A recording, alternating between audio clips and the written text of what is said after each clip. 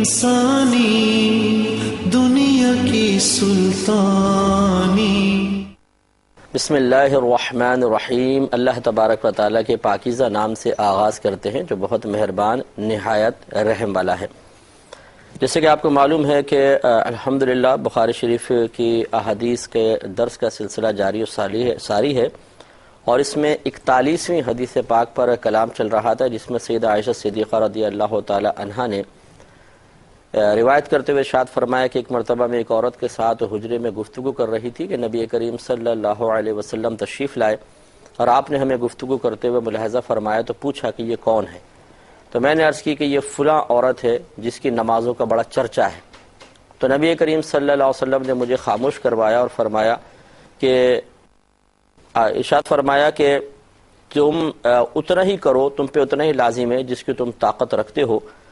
बस खुदा की कसम अल्लाह तबारक व ताला तुम्हें अजर देते हुए मलाल में मुब्तला नहीं होगा, लेकिन तुम थक जाओगे। और फिर फरमाया कि अल्लाह तबारक व ताला की बारगाह में इंसान के नेक आमाल में से सबसे ज़्यादा पसंदीदा वो है जिस पर उसका करने वाला दवाम, हमेशगी और इस्तिमरार इख्तियार करे। तो आप ये देखिए कि इसमें हमने बड़ा तफसीली कलाम किया और तकरीबन 5 प्रोग्राम मैंने इस हदीस मुबारका पर ही किए हैं। इसके आखिर में बस इतना ही इस कौल की तशरीह बहुत ज़रूरी है कि अल्लाह तबारक व तआला तुम्हें अजर देते हुए मलाल में मुब्तला नहीं होगा मगर तुम थक जाओगे। गोया कि नबी करीम सल्लल्लाहु अलैहि वसल्लम हमें समझा रहे हैं कि नेक आमाल उतने ही इख्तियार करो कि जितना तुम्हारे बस में है, जिसको तुम इस्तिकामत से कर सको, क्योंकि जब तुम कसरत से नेक आमाल करने की कोशिश करोगे तो अल्लाह ताला की बारगाह से तो अजर व सवाब अता किया जाता रहेगा और अल्लाह ताला के ख़जाने में कोई कमी नहीं है, लेकिन तुम मलाल में मुब्तला हो जाओगे, थक जाओगे। इस तरीके से कि बहुत ज़्यादा कसीर नेक आमाल इख्तियार किए तो इंसान आखिर थक जाता है, उसका जिस्म और उसकी सेहत उसका साथ नहीं देती है। जैसे कि तवील उम्र गुजर जाए, बड़ी उम्र हो जाए, तो अगर बहुत ज़्यादा कसरत से नेक आमाल कर रहा था, मशक्क़त वाले नेक आमाल थे, तो एक ख़ास उम्र तो होती है कि जिसमें इंसान उस मशक्क़त को बर्दाश्त कर लेता है, लेकिन उम्र का एक ऐसा स्टेज आ जाता है जहाँ पर आने के बाद थोड़ी सी उसको दिक्कत पेश आती है और फिर वो आगे नहीं बढ़ पाता है, यानी उतनी कसरत से नेक अमल नहीं कर पाता है। तो इस तरह आदमी थक जाएगा। दूसरा ये कि बाज़ औक़ात मसरूफ़ियत इंसान की बहुत ज़्यादा बढ़ जाती है। बाज़ औक़ात वो अपने फ़राग़त के औक़ात में देखता है मैं ये भी फ़ारिग़ वक्त है, ये भी फ़ारिग़ वक्त है, तो आमाल बढ़ाता रहता है। जैसे बाज़ लोग वजीफ़े कसीर इख्तियार कर लेते हैं, कुरान पाक की तिलावत बहुत ज़्यादा करना शुरू कर देते हैं कि जब हमारे पास बड़ा फ़ारिग़ वक्त है। लेकिन फिर जब थोड़ी सी मसरूफ़ियात आती हैं तो फिर आहिस्ता आहिस्ता उनको रिवर्स गियर लगाना पड़ता है, रोल बैक करना पड़ता है और बहुत सारे नेक आमाल को छोड़ना पड़ता है। और ये चीज़ अल्लाह तबारक व तआला को महबूब भी नहीं है। इसी की तरफ इशारा किया कि तुम थक जाओगे, एक वक्त आएगा, लेकिन अल्लाह तबारक व तआला अजर व सवाब देते हुए हरगिज़ नहीं थकता है, मलाल में मुब्तला नहीं होता है। लिहाजा अब करें क्या? तो बहुत आसान सा हमें तरीक़ा बताया कि तुम ये अल्लाह तबारक व तआला की इस मशीयत, इस पसंद, इस रिज़ा को तलाश करने की कोशिश करो। इसको समझो कि अगर कोई करने वाला नेक अमल इस्तिकामत के साथ करे, वही अल्लाह ताला की बारगाह में बेहद मकबूल और पसंदीदा है। ए अल्लाह दीन की सुल्तानी, कि अगर कोई करने वाला नेक अमल इस्तिकामत के साथ करे, वही अल्लाह ताला की बारगाह में बेहद मकबूल और पसंदीदा है। तो मैंने आपको समझाया था कि देखें, जो हम जायज़ काम करते हैं उनमें एक फ़र्ज़ है, दूसरा वाजिब है, तीसरा सुन्नत मुअक्कदा है। ये 3 काम तो हमें करने ही पड़ेंगे, इसमें कोई रियायत और गुंजाइश नहीं है। और इसके जस्ट अपोजिट 3 काम छोड़ने ही होंगे। फ़र्ज़ के मुकाबिल हराम होता है, वाजिब के मुकाबिल मकरूह तहरीमी है और सुन्नत मुअक्कदा के मुकाबिल इसाअत कहलाता है, यानी बुराई करना। इन 3 से हमें बचना है। फिर इसके नीचे जो दर्जे हैं, मिसाल के तौर पे जायज़ उमूर में पहले फ़र्ज़ है, फिर वाजिब है, सुन्नत मुअक्कदा, ये तो हमने कहा कि करना होगा। इसके बाद 2 और होते हैं, सुन्नत गैर मुअक्कदा और मुस्तहब, और इनका बरअक्स होता है। सुन्नत गैर मुअक्कदा के अपोजिट होता है मकरूह तंज़ीही और मुस्तहब के मुकाबिल होता है खिलाफ औला। तो ये जो है सुन्नत गैर मुअक्कदा और मुस्तहब, इसमें हमें इख्तियार है کہ جتنا مرضی اس کو اختیار کریں، زیادہ کریں کم کریں، اس میں ہمیں بالکل اختیار دیا گیا ہے، چوائسز دی گئی ہیں، اس میں کوئی شریعت کی طرف سے مطالبہ نہیں ہے، نہ کرنے کا نہ چھوڑنے کا۔ لہٰذا ہمیں کوشش یہی کرنی چاہیے کہ پہلے فرائض مکمل کریں، واجبات مکمل کریں، سنت موقدہ پہ عمل کرنے کی عادت بنائیں، اس کے علاوہ حرام مکروہ تحریمی اطاعت سے اپنے آپ کو مکمل طور پہ بچائیں۔ اس کے بعد یہ دیکھیے کہ کیا بھی کچھ فارغ وقت بچا ہوا ہے، یعنی ان کے بعد اتنی احتیاط کرنے کے بعد کہ حرام سے بچ رہے ہیں، مکروہ تحریمی سے بچ رہے ہیں، اطاعت سے بچ گئے اور فرض واجب سنت موقدہ کر رہے ہیں، اب بھی اگر وقت بچے تو پھر اتنا عمل اختیار کریں جس کو آپ تھوڑا سا غور و تفکر کریں کہ اگر میں حالت بیماری میں ہوں تب بھی کر سکتا ہوں، حالت صحت میں بھی اسے کر سکتا ہوں، کتنی ہی شدید ترین مصروفیات ہو جائے یہ تو کام میں کم از کم کر سکتا ہوں، فراغت ہے تو پھر تو بدرجہ اولیٰ کر سکتا ہوں، اس عمل کو اختیار کریں۔ جیسے میں مثال دیتا ہوں کہ روزانہ 2 آیات کا پڑھنا ترجمے کے ساتھ، تفسیر کے ساتھ، بہت ہی آسان ہے۔ اگر آپ حالت صحت میں ہیں تو 2 منٹ میں، 3 منٹ میں، 5 منٹ میں ہو جائے گا، اور اسی طرح اگر آپ حالت بیماری میں ہیں تب بھی ہو جائے گا، اگر آپ فارغ بیٹھے ہیں تب بھی ہو جائے گا، مصروف ہیں اس میں بھی آدمی 5-7 منٹ وقت نکال کے کر ہی سکتا ہے۔ تو اس طرح کا عمل اختیار کر لیں۔ یوں ہی وظائف پڑھنے کے سلسلے میں ہمارے بھائی بہن چاہتے ہیں کہ بہت زیادہ وظیفے پڑھیں، تو بعض کہتے ہیں میں یہ بھی پڑھتا ہوں، یہ بھی پڑھتا ہوں، اتنے سارے وظائف بتا دیتے ہیں کہ کچھ انتہا نہیں۔ اتنے سارے وظائف اختیار کرنا کوئی بری بات تو نہیں ہے، لیکن اس حدیث پاک کی روشنی میں دیکھا جائے تو اس پر استقامت حاصل کرنا چونکہ تقریباً ناممکن ہے کہ انسان اپنی مصروفیت کی وجہ سے اتنے کثیر وظائف میں سے بہت سے تو بھول بھی جایا کرتا ہے، یاد ہی نہیں رہتے کہ پڑھنا تھا، بعد میں یاد آتا ہے، تو پھر وہ اعمال، وہ وظائف استقامت سے نہ ہوئے جو کہ اللہ تبارک و تعالیٰ کی پسندیدہ چیز تھی، استقامت وہ نہ ہو سکی، تو یہ مناسب نہیں ہے۔ بلکہ چند وظائف اختیار کریں، مثال کے طور پہ کم از کم 100 دفعہ درود شریف روزانہ پڑھنے کا، کہ یہ آدمی مصروفیت میں بھی پڑھ سکتا ہے، آپ آفس میں بیٹھے ہیں، کام کر رہے ہیں، تھوڑی سی فراغت ملی، آپ نے 100 دفعہ درود شریف پڑھ لیا، راستہ طے کر رہے ہیں اس میں بھی آپ پڑھ سکتے ہیں درود شریف۔ اس طرح حالت بیماری میں بھی اتنا کوئی گرا نہیں گزرتا۔ تو خلاصہ کلام یہ ہے کہ بس ایسے آپ وظیفے اختیار کریں، ایسے نوافل اختیار کریں، اگر نفل روزہ رکھتے ہیں تو وہ بھی اتنا اختیار کریں کہ آپ مثال کے طور پہ اگر ہفتے میں 1 رکھتے ہیں تو بہت آسان ہے کہ 4 ہفتے میں 4 یعنی مہینے میں آپ 4 روزے رکھ سکتے ہیں، اور یا مہینے میں آپ 1 روزہ رکھ لیں، 2 روزے رکھ لیں، 3 روزے رکھ لیں، جیسے ایام بیت کے روزے ہیں، 13، 14، 15 کا روزہ ہے، یہ پسندیدہ روزے سرکار نے ارشاد فرمائے۔ تو جتنا آدمی آسانی کے ساتھ ہر حالت میں نبھا سکے بس وہی عمل اختیار کریں، یہی اللہ تعالیٰ کو پسند ہے۔ بہت زیادہ کثیر اعمال سے متاثر ہو کر انہیں اختیار کر کے یہ سمجھنا کہ اب میں اللہ تبارک و تعالیٰ کو ان نیک اعمال سے، کثرت نیک اعمال سے ضرور راضی کر لوں گا، یہ مناسب نہیں ہے یہ سوچ۔ اللہ تبارک و تعالیٰ اعمال کی کثرت یا قلت کی بنا پر ایسا نہیں ہوتا کہ کثرت سے ضرور راضی ہوگا اور قلیل سے ضرور ناراض ہو جائے گا، ایسا نہیں ہے، بلکہ اس کی بارگاہ میں وہ عمل مقبول ہے جو استقامت سے ہو، اخلاص کے ساتھ ہو، اور انسان اس پر دوام و استمرار اختیار کرتے ہوئے بڑی سہولت، آسانی اپنے باطنی ملال کے بغیر کر سکے۔ یہ بھی آخری بات میں عرض کرتا ہوں کہ یہ بعض لوگوں کو دیکھا ہے کہ بہت زیادہ بڑے بڑے وظیفے پڑھتے ہیں، جو عشاء کے بعد 5000 دفعہ پڑھ رہے ہیں، عصر کے بعد 3000 مرتبہ، ظہر کے بعد کوئی 1000 مرتبہ۔ اس میں ایک تو کنسنٹریشن نہیں رہتی ہے، آدمی پڑھ رہا ہے وظیفہ اور پھر ذہن میں کچھ اور خیالات آ رہے ہیں، بس تعداد پوری کرنی ہے، اب 1000 پورا کرنا ہے، دل جمعی نہیں ہے، توجہ نہیں ہے، طبیعت کا نشاط نہیں ہے، بیزاری بھی ہے، بعض اوقات نفس کہتا ہے یار 1000 جب بھائی جلدی جلدی پڑھ، جلدی جلدی پڑھ، یعنی اندر سے آوازیں آ رہی ہوتی ہیں اور آدمی جلدی جلدی بس تسبیح گھما رہا ہے، پھر کبھی ادھر دیکھ رہے ہیں، کبھی ادھر دیکھ رہے ہیں، زبان چل رہی ہے۔ تو بڑے وظائف کے اندر یہ بھی ایک پرابلم ہوتی ہے کہ انسان پورا وظیفہ اپنی قلبی توجہ کے ساتھ، یکسوئی کے ساتھ نہیں پڑھ سکتا، حالانکہ یہ مطلوب شرع ہے، اور کسی بھی عمل کے اللہ تعالیٰ کی بارگاہ میں مقبولیت کی ایک زبردست ضرورت، ایک بہت بڑی ضرورت مکمل توجہ کے ساتھ، خشوع و خضوع اور یکسوئی کے ساتھ اس کو ادا کرنا ہے، جو اس میں قائم نہیں رہ پاتی ہے۔ جبکہ آپ اگر مثال کے طور پہ 1000 کے بجائے اگر 100 دفعہ آپ درود شریف پڑھتے ہیں اور آنکھیں بند کر کے بہت توجہ کے ساتھ اللہ تعالیٰ کی رحمت پہ نگاہیں رکھتے ہوئے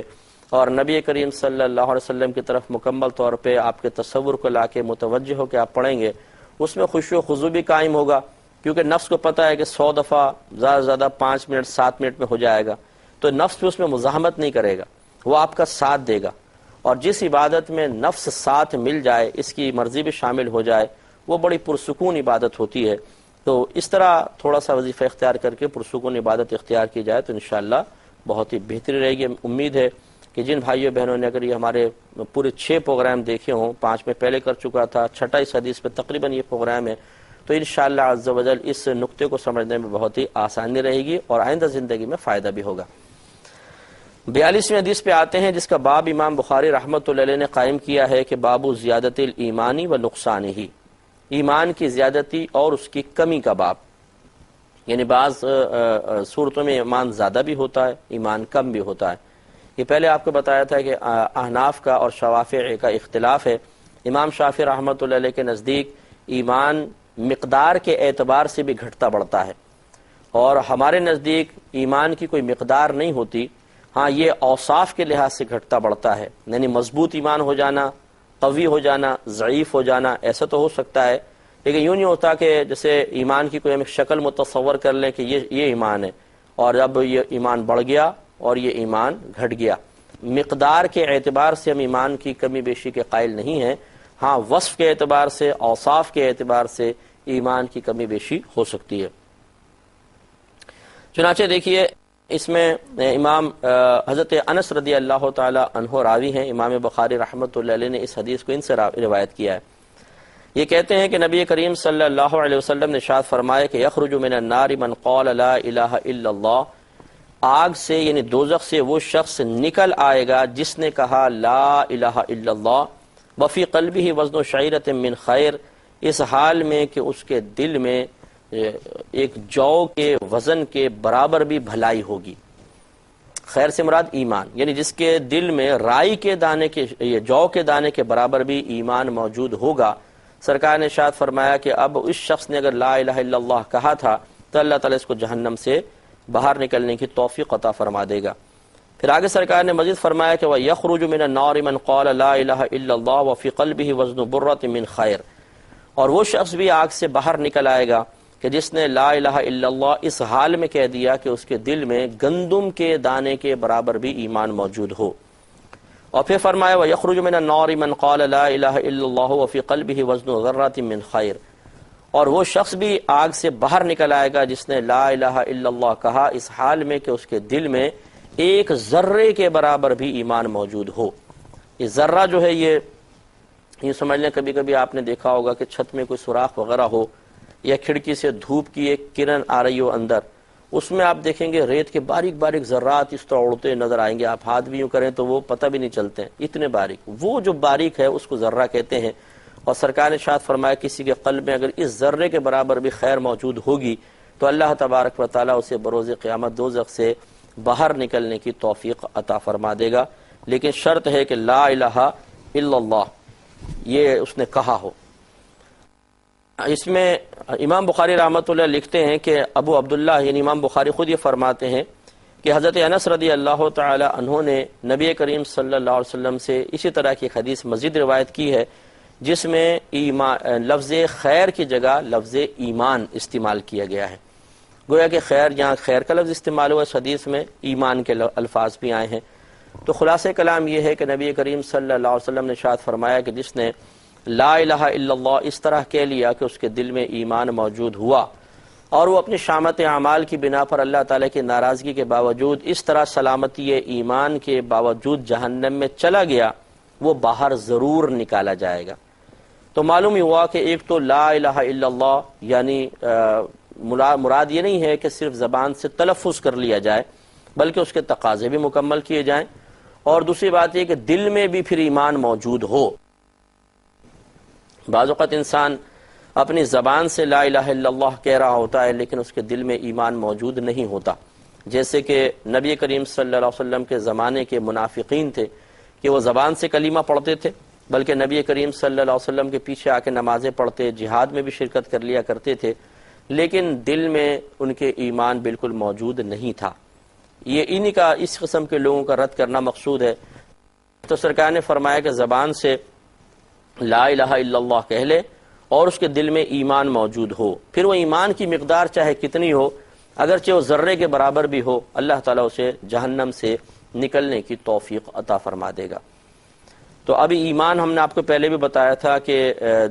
جو کچھ نبی کریم صلی اللہ علیہ وسلم اللہ تعالیٰ کی بارگاہ سے لے کر آئے اس کی دل سے تصدیق کر دینا، یعنی دل میں اس کو حق اور سچ سمجھنا کہ جو سرکار لائیں حق ہے، سچ ہے، درست ہے، یہی ایمان ہوتا ہے۔ ایمان میں کمزوری، ایمان یہ یوں دوسرے الفاظ میں کہہ لیں ایمان ایک یقین کا نام ہے کہ جو کچھ نبی کریم صلی اللہ علیہ وسلم لے کر آئے، جو کچھ تعلیم، جو کچھ عقائد انہوں نے بیان فرمائے، ہمارا دل یقین رکھتا ہے کہ وہ حق اور سچ ہے۔ بس شیطان بعض اوقات اس یقین میں کمزوریاں پیدا کرتا چلا جاتا ہے جس سے ایمان ضعیف ہوتا جاتا ہے، اور بعض اوقات ایسا ہوتا ہے کہ کسی کمزور لمحے کو دیکھ کر شیطان انسان کو بہکاتا ہے اور اس کے ایمان کی تباہی کا سامان کر دیتا ہے۔ اس کو یوں سمجھ لیں جیسے کسی شخص کو کوئی نقصان ہوا، بڑی دل آزاری ہوئی، بڑی تکلیف ہوئی، تو شیطان کان میں کہتا ہے کہ دیکھ اللہ تعالیٰ نے تیرے ساتھ معاذ اللہ انصاف نہیں کیا، تیرے اوپر کتنا ظلم ہوا۔ مثال کے طور پہ ایک دکان تھی مارکیٹ کی، اس کی جل گئی، باقی دکانیں سلامت ہیں، تو آواز شیطان کان میں ڈالے گا کہ دیکھ تیری دکان جل گئی، باقی سب کی بچ گئی، کیا یہ اللہ تعالیٰ کا انصاف ہے؟ کیونکہ یہ تو آفت اللہ کی طرف سے آئی ہے، تو کیا انصاف ہے اللہ تعالیٰ کا؟ اور کیا یہ ظلم نہیں ہے؟ بس اس طرح کا سوال کر کے پیچھے ہٹ جائے گا، اس پہ اب آدمی سوچے گا اور دل میں طیش پیدا ہوگا، غضب پیدا ہوگا، غصہ پیدا ہوگا، افسوس کی کیفیات اور پچھتاوا غالب آئے گا۔ انسان بار بار جب دکانوں کی طرف دیکھے گا اسے اپنی محرومی کا احساس ہوگا، اس سے ذرا غصہ قلب کا بڑھے گا۔ تو اس سے یعنی بعض اوقات ایسا ہوتا ہے کہ پھر انسان کے باطن سے آواز آتی ہے کہ لا حول ولا قوت، میں کیا سوچ رہا ہوں، نہیں ایسا نہیں ہے۔ تو پھر شیطان دوبارہ حملہ کرتا ہے کچھ عرصے بعد، اور انسان کو چاہتا ہے کہ وہ تسلیم کر لے کہ اللہ تعالیٰ معاذ اللہ ناانصاف ہے اور غیر منصف ہے، ظالم ہے۔ تو جب تک یہ باطنی مزاحمت چلتی رہے گی کہ انکار اندر سے ہوتا رہے گا، سمجھ لیں ایمان سلامت ہے۔ اور کبھی ایسا ہوتا ہے کہ انسان بالکل ہار جاتا ہے، مثال کے طور پہ لگاتار اور نقصان ہو گئے، پہلے دکان جلی، پھر گاڑی کا ایکسیڈنٹ بھی ہو گیا، بچے کا ایکسیڈنٹ ہو گیا، گھر میں 4 آدمی بیمار ہو گئے، ڈاکو آئے گھر لوٹ کے لے گئے۔ اب یہ پیدر پہ جو واقعات ہوتے ہیں، اس میں شیطان پہلی مرتبہ کہا تھا دیکھ اللہ ظالم نہیں ہے، تیرے ساتھ ناانصافی نہیں ہوئی، معاذ اللہ ثم معاذ اللہ، تو وہ جھٹکتا ہے نہیں لا حول ولا قوت۔ جب دوبارہ ہوتا ہے پھر آ جاتا ہے، ہوا نا دیکھ میں تجھے پہلے کہا تھا، تو تھوڑا تھوڑا انسان کو یقین ہونے لگتا ہے کہ ہاں یار واقعی تو ناانصافی ہے۔ پھر تیسری مصیبت، چوتھی، پانچویں، حتیٰ کہ ایک وقت آتا ہے کہ انسان بھی دل میں کہتا ہے کہ واقعی یہ تو بہت ظلم ہے میرے ساتھ اور اللہ تعالیٰ کی ناانصافی ہے۔ اور جب یہ چیز اپنے عروج پر آتی ہے تو اس کی زبان سے بھی پھر یہ کلمات نکلتے ہیں کہ اللہ یہ تو نے کیا ناانصافی کر رکھی ہے، معاذ اللہ ثم معاذ اللہ، کیا تو نے مجھ پر ظلم کر رکھا ہے۔ گویا کہ اب اس کے باطن سے مزاحمت ختم، جو وساوس آ رہے تھے دل اس کے موافق ہو گیا، باطنی کیفیات اس کو تسلیم اس کے مطابق ہو گئیں، اور انسان کا دل، انسان کا دماغ، اس کا باطن اس شیطانی وسوسے کو بالکل قبول کر کے اسے حق قرار دے دیتا ہے، ایمان کا زوال ہو جاتا ہے۔ تو یوں ہوتا ہے کہ بسا اوقات شیطان آخرت پر یقین، تقدیر پر یقین، اللہ تعالیٰ کی ذات پر یقین کو کمزور کرتا ہے، لیکن بالکلیہ انسان اس کا انکار نہیں کرتا، کمزور بہت ہو جاتا ہے، توجہ ہٹ جاتی ہے۔ مثال کے طور پہ جیسے بعض لوگ ہوتے ہیں دنیا میں بہت زیادہ مشغول ہو گئے، دوست ہیں، احباب ہیں، بس ہر وقت آوارہ گردیاں ہیں، عورتیں ہیں، شراب ہے، جوئے ہیں، زنا ہے، اور بہت زیادہ مطلب کرپشن میں انسان مبتلا ہو گیا اور اللہ سے دور ہوتا گیا، نہ نمازوں کا ہوش ہے، نہ گھر میں قرآن کی تلاوت ہوتی ہے، جا بجا تصویریں ہیں گھروں کے اندر بہت ساری، اور کوئی ذکر الہی نہیں، قرآن پاک عرصہ دراز ہو گیا نہیں پڑھا۔ تو ایسے شخص کا ایمان بڑا ہی کمزور ہو جاتا ہے، کیونکہ نہ اس کو موت یاد آتی ہے، نہ قبر یاد آتی ہے، نہ اللہ تبارک و تعالیٰ کی گرفت کا احساس ہوتا ہے، نہ جنت کی کوئی تمنا وہ کرتا ہے، کیونکہ اس کو دنیا میں ایسا لگتا ہے مجھے جنت مل گئی معاذ اللہ۔ اور جہنم کے تذکرے جب تک بار بار نہ کیے جائیں قلب میں صحیح خوف پیدا نہیں ہوتا، اور اس شخص کو تو سالہ سال گزر گئے جہنم کی باتیں سنتے ہوئے، تو پھر آخرت پہ سے توجہ بالکل ہٹ جاتی ہے اور وہ دنیا کو سب کچھ سمجھنے لگ جاتا ہے۔ لیکن اس نے انکار تو نہیں کیا، تو اس لیے ہم کہیں گے اس کا ایمان کمزور ترین تو ہو گیا، لیکن یہ معاذ اللہ ایمان سے خالی تصور نہیں کیا جائے گا۔ ایسے اشخاص اگر اللہ ناراض ہوا جہنم میں ڈال دیے، لیکن زبان سے انہوں نے کبھی لا الہ الا اللہ کہا تھا، یعنی اسلام قبول کیا تھا، مسلمان گھرانے میں پیدا ہوئے تھے، تو انشاءاللہ باہر نکل آئیں گے۔ اس پہ مزید کلام کریں گے نیکسٹ پروگرام میں۔ وآخر دعوانا ان الحمدللہ رب العالمین۔